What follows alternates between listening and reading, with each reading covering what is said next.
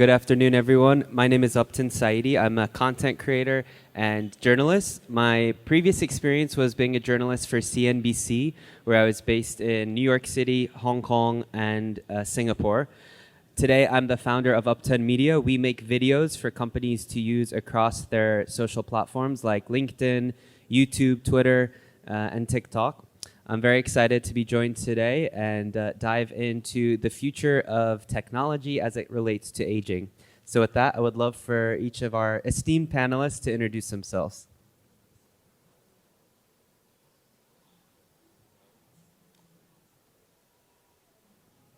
I'm Yingrui Li from iCarbonX. We're a company working on biotech. However, we are applying all the approaches in data technology as well as very high-end hardware engineering, and combine the best of the IT technologies to work on the bio questions. So we're trying to innovate the way of developing new diagnostics, developing new therapeutics, and hopefully we can do a lot of work on the so-called healthcare. This is why we are talking about the anti-aging technology today. Hi, nice to meet you. I'm Kwong from DreamTec Limited in Hong Kong.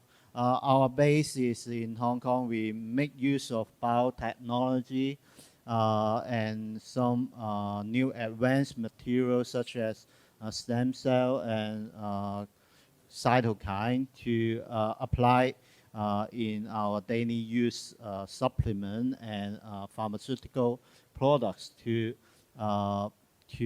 help people to fight against health-related disease and also for anti-aging.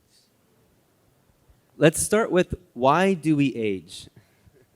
Okay, so it is a very interesting question. As we grow old, actually, you will find that in physiological and psychological, we will get change in these areas. And skin is the best example. When we grow old, actually, we will form wrinkles because loss of collagens and elastin, and also the slow regeneration of our body somatic cells, such as fibroblasts. So these are one good example. Another example would be the wound healing. In baby, you can see that their wound healing rate is very fast. Around 1 to 2 days, their wounds will be healed. However, when you see some elderly, their wounds cannot recover, and it may take at least 1 month to get recovered. So this is actually one of the characteristics and markers so that we are getting old. And why we age, actually, our body is actually decaying when we age. One of the biggest reasons is the DNA damage. So when we age, our lifestyle, sometimes we smoke, alcoholic, or we eat some bad things that contain many bad materials such as free radicals or radiations. So these all kinds of things will damage our DNA. And DNA is the protocol for making proteins. And protein is the machine for our body. It has various functions like metabolism, DNA replications, etc. So it is very important. So imagine if your DNA is damaged, you may have a chance to make non-functional proteins. And imagine your workers in your company does not work, so your body will not work also. Yeah.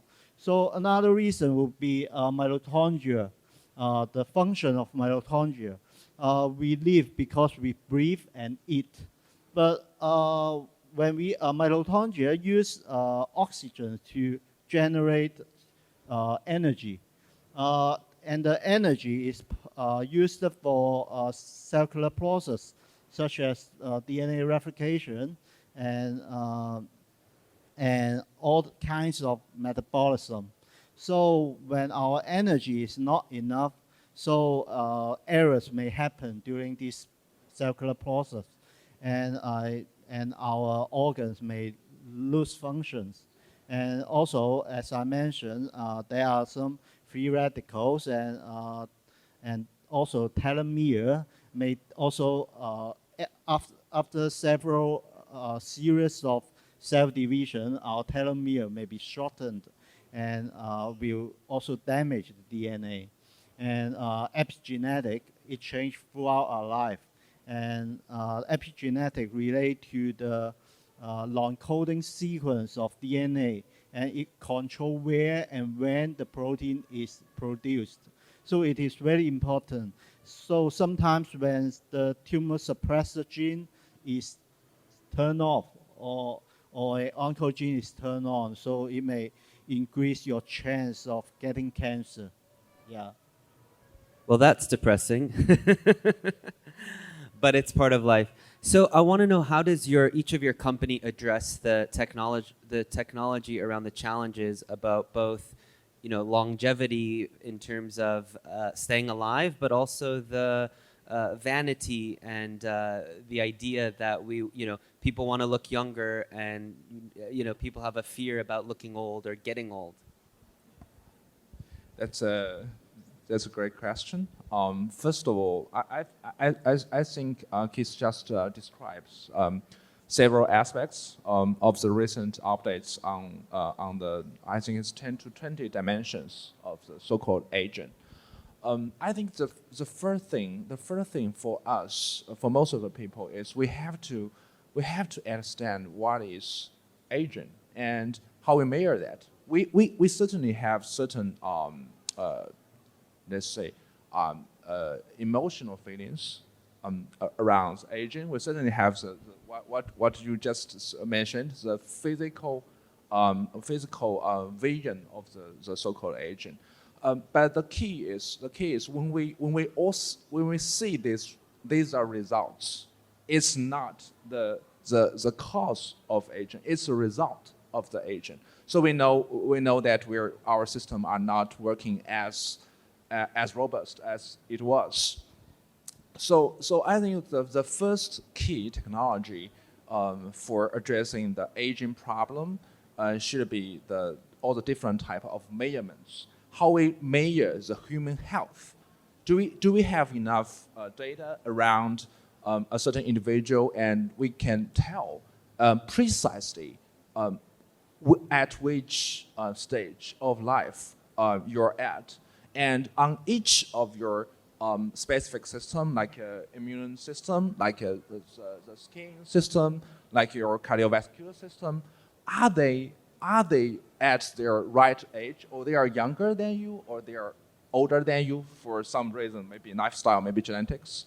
So I think that the first thing is we have to quantify the human health and the human aging, which is could come from the recent developments on genomics, on the proteomics, on the metabolomics, on the even the microbiota. And also, I think lots of the exhibitor here, they are trying to address the high throughput data acquisition on the so-called human phenotype.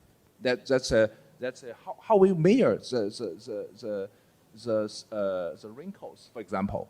So I think the first thing is we have to have a way to read all the possible data from the human body, and we should be able to describe in a quantitative way, and we have a way to measure the aging on different dimensions. So that's the first technology, and then we have to have the model. For example, as the last speaker just said, they're using AI and to do lots of things. We also need to have the model to integrate the multimodal data, which is different types of data. Could be lifestyle, could be genetics, could be whatever molecular biology data.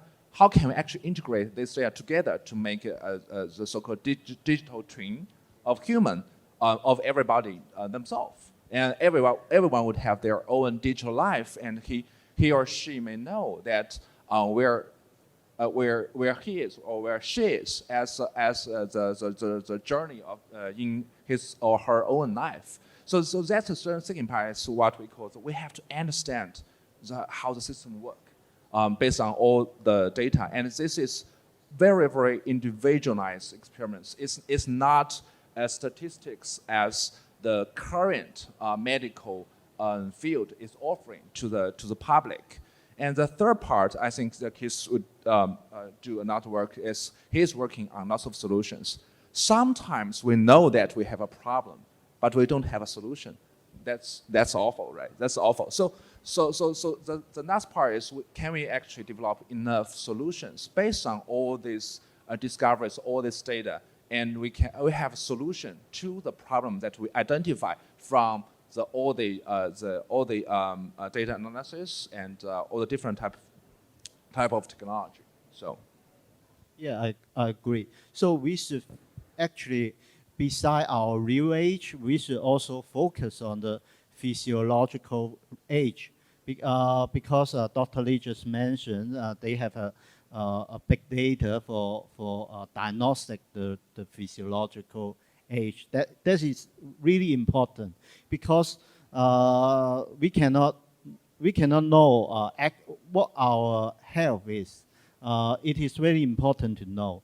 And in our company, we also make use of the stem cell and cytokine to treat some age-related disease, such as ulcers and organ failures. Yeah.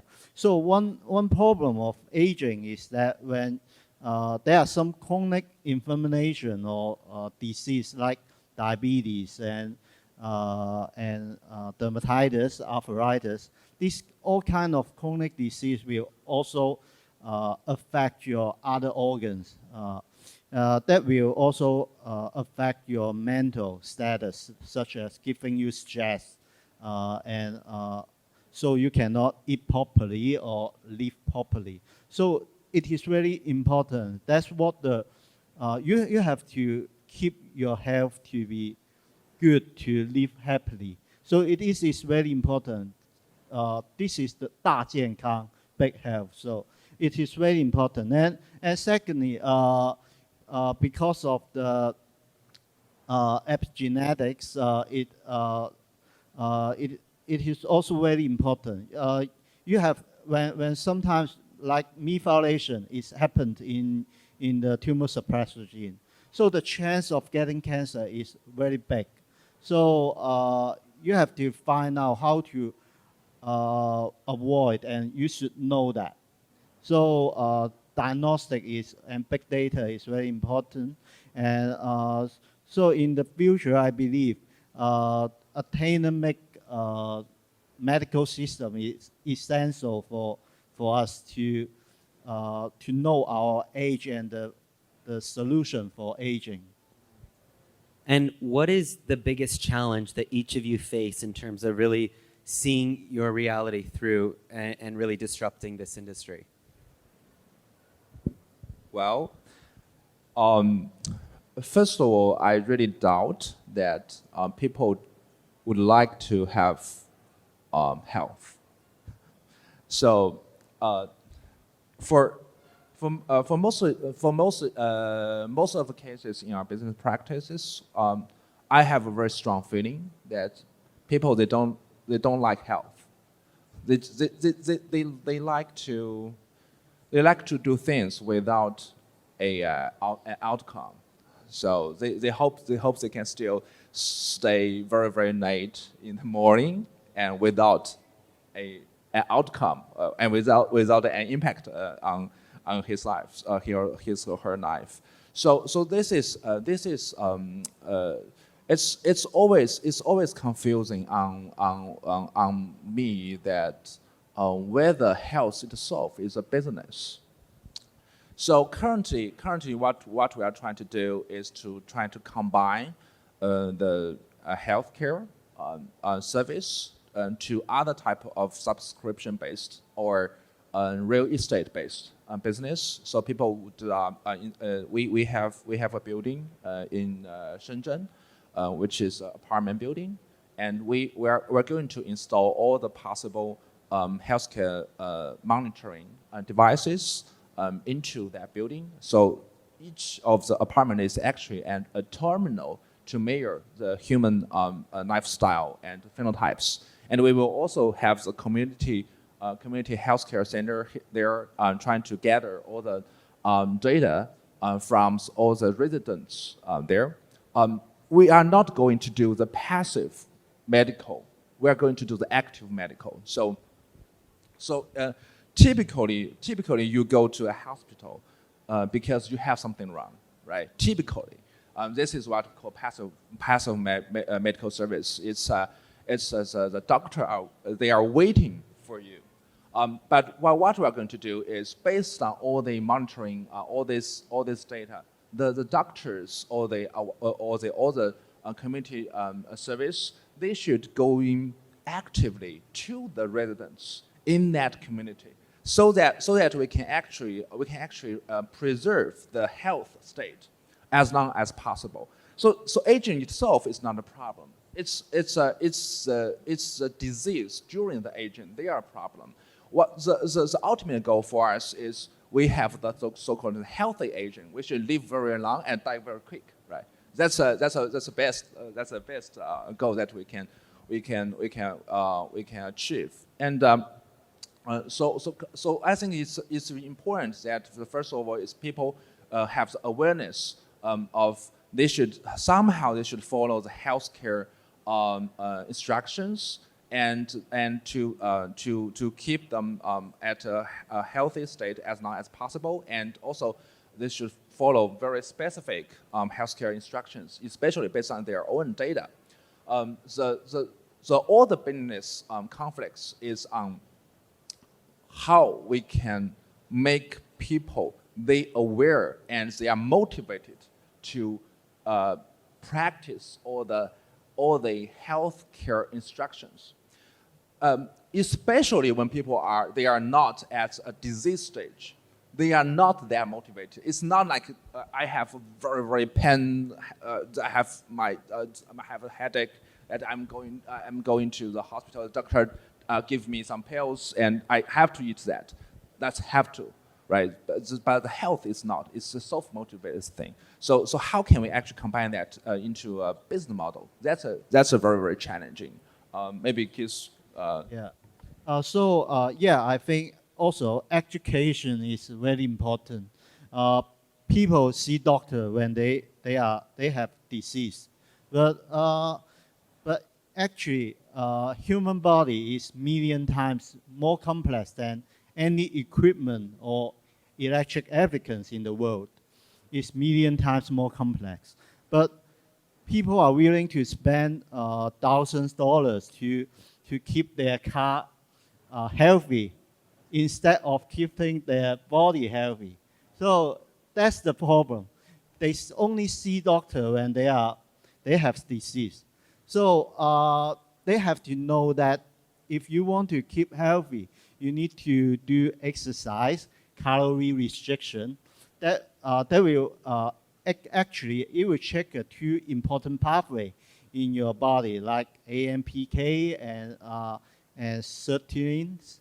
These are very important because these two pathways are a little bit scientific. It will trigger your stem cell regeneration and also the activation of your body repair.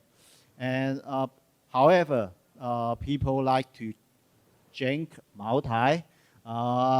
They smoke. Yeah, all of these kinds just actually expedite your aging instead of keeping you alive.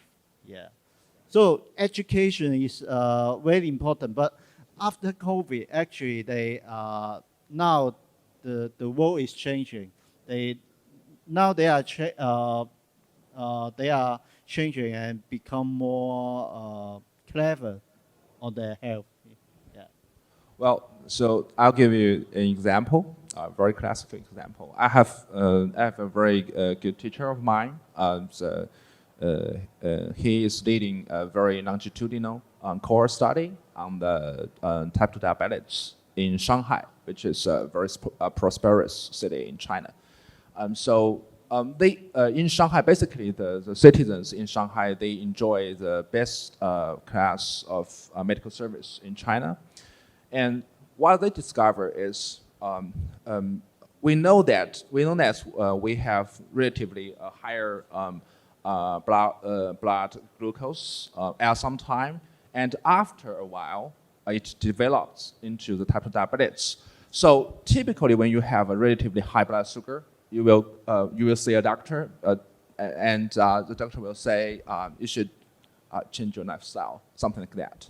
So the longitudinal study actually tells us, out from 100 people who have diagnosed as a high blood sugar but not type 2 diabetes yet, they will develop into type 2 diabetes in around like 90% of them. In my mind, is that people, they don't understand themselves. Our body is not in our control. Actually, we know nothing about our body. Even we have the blood sugar high, and we don't really take any actions. We don't really understand that, and we have to receive the outcome of being a type 2 diabetes patient after 10 years. It's like destiny, right? So I think the key for the anti-aging technology is we would like to run a life that's beyond what we call destiny, right? So that's a key for the public to understand. So I think he's made a great point that after the pandemic, maybe people start to realize that it's important to preserve their body health in a daily routine way. Yeah, we are seeing a big movement toward self-care and realizing, okay, I think less alcohol, no smoking is so important. I want to talk about the consumer attitudes toward health management and challenges in understanding aging. I think, right now you see such a drastic movement toward the aesthetic part of aging, right? From surgeries or fillers, obviously the skincare industry. I mean, how does that play into your work? Actually, throughout our life, many biomolecule in our body, useful one, are dropping the level of them. So such as cytokine and stem cell, all of these are useful materials in our body. They do body repair. So in our company, we integrate this material in our products and to replenish them by administration. So for example, our company, there is a topical cream by applying growth factors, and we apply it on some ulcer or skincare products, and it will help the regeneration of your stem cell, and also it will help the cell proliferation faster in a regular way. So it will slow your anti-aging. Beside that, stem cell is also very important because it has the ability to differentiate into various cells in your body. So that means it can repair your body. So, but however, when we age, the level of stem cell drop very fast. That's why we age and our body decays. So we make use of them for anti-aging. Yeah. Besides like the body repair thing and all the possible replacements of the different type of bad molecules and bad features. I would like to propose another point. It's actually our body is it's a highly interconnected system. It's a network. And so sometimes we are in a wrong status because of some index or some metrics that are going up or going down outside of the so-called normal range. Personally, I think that's one aspect of describing the so-called abnormal or describes the health status. But more importantly, it's actually how our all the molecules in our body, they are actually interacting together. That's the network itself could be part of the metrics of the robustness of our body, and which is also aging. We can, for example, let's say we know that the insulin certainly will make your blood sugar down, right?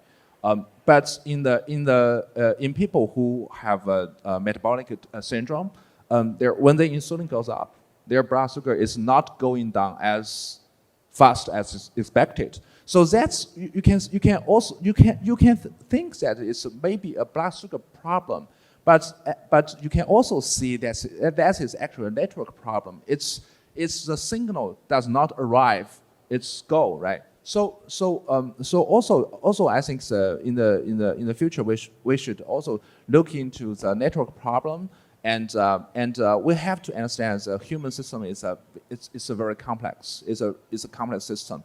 I'm okay if I got a cold and I have cough. That's a right response to the world.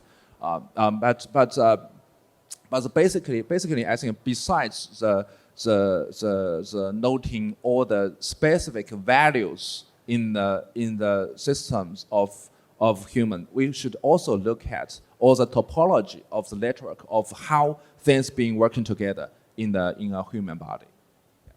When it comes to regionally, how do you think Hong Kong is positioned, China, US, Europe, which regions are really at the forefront of technology in the industry?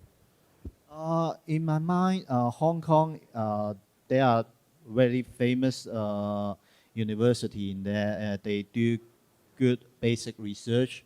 And in the Greater Bay Area, we have Shenzhen. Shenzhen has very good application scientists.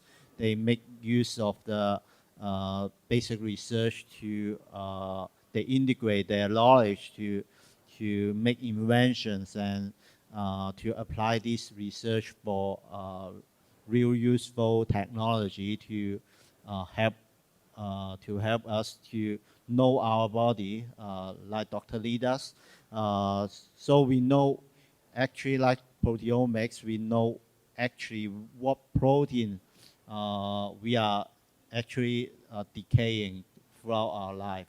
And then we can monitor it and know what our physiological age is, and it is very important.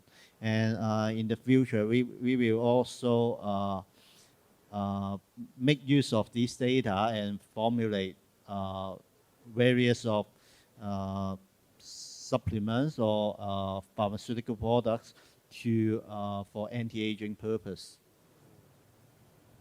So for iCarbonX, we are certainly a casualty in the trade war, and we used to have over 1,000 employees in the United States, and we are forced to close down due to the trade war, and so basically our goal is certainly to make all the elements in the business to flow as fluent as possible. But I don't know. So it's an environment.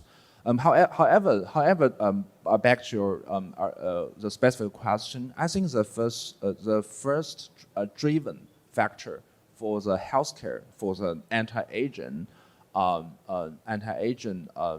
technology is actually not the technology itself. It's the policy. It's a policy. it's how the society is paying for healthcare. It is well known in the United States as well as in China that if we spend $1 on the healthcare itself, on the monitor, on the diagnostics, on the health, what we call the healthcare monitoring, to preserve most of the medical intervention as early as possible. That's the best and the cost-effective way of doing the public healthcare. However, the model is not running like that. It's most of the medical insurance, they are paying for therapeutics, paying for treatments, paying for surgeries. They are not paying for healthcare activities. So I think the China, US, whatever, they are the very big single market, and I think the policy itself would make a great opportunity in the market, and I think lots of the science and technologies would follow on that track. Mm-hmm. When it comes to how you convey your message, we're here at Beyond Expo. So what is your objective coming to an event like this? Are you meeting potential partners, customers, investors, employees? What's your objectives? We are actually will expand our base to the Greater Bay Area. So we will try to launch our products to China and all over the world. Because we already set up a GMP pilot plant in Hong Kong, and now we are also looking investor to build an expanded factory in China, so we can so the productivity hopefully can support our sales in China, and but we hopefully we want to locate it in Greater Bay Area also because it is close. It has many collaboration partners like CRO, CMO, etc. So the research and atmosphere in Greater Bay Area is really nice. So for us, I believe the anti-aging itself, aging is a vast problems. There have so many aspects, and so it's for the Beyond Expo. I think for us, our goal is trying to join our force with as many supply chain or the application chain providers as possible. It's not easy. It's not easy for a single company to work on the anti-aging technologies. It's a very, very big topic. So what I believe is I'm trying to promote our idea about we should do the healthy aging. We should put all the things before things get bad. And we hope that all the tech companies, all the medical care providers, they could join force with us and to buy the idea. And we together can we actually shift the paradigm from a diagnostic and therapeutic centric medical to monitor and early intervention centric healthcare. So that's the goal of the Beyond, right? It's beyond borders, beyond technology. It's all the very same goal as we are pursuing.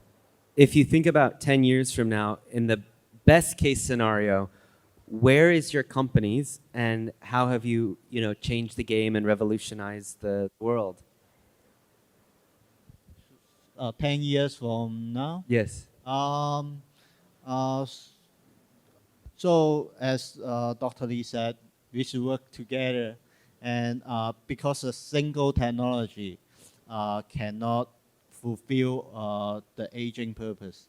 So for human life to extend longer and longer, you have to make use of diagnostic technology, treatment technology, healthcare technology, and also different kinds of monitoring software or system. So collaboration is very important.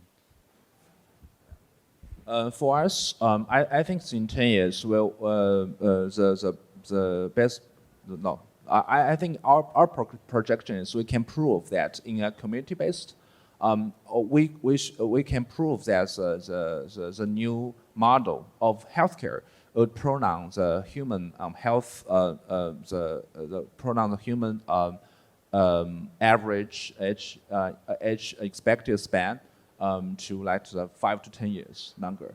So it's not impossible. It's quite fulfillable.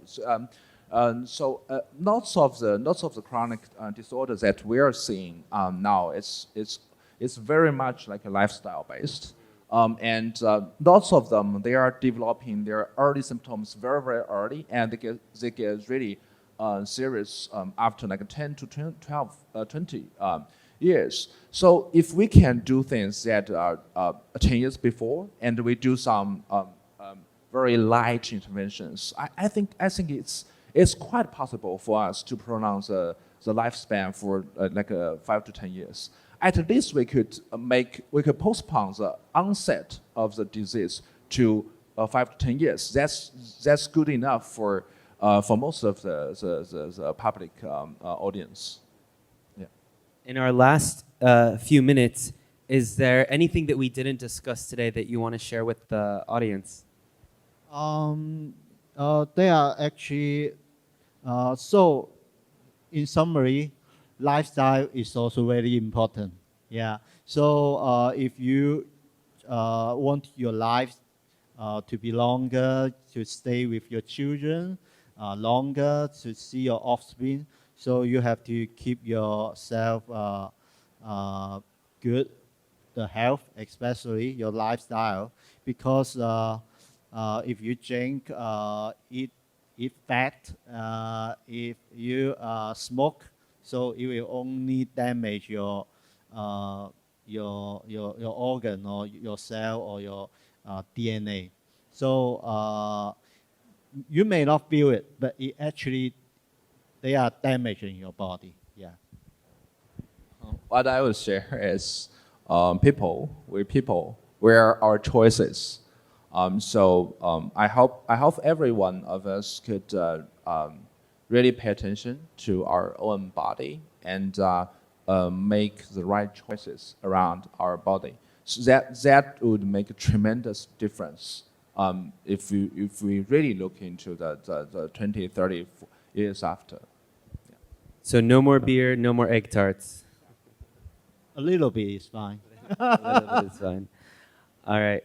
Well, thank you so much for your time. This is fascinating conversation, and thank you.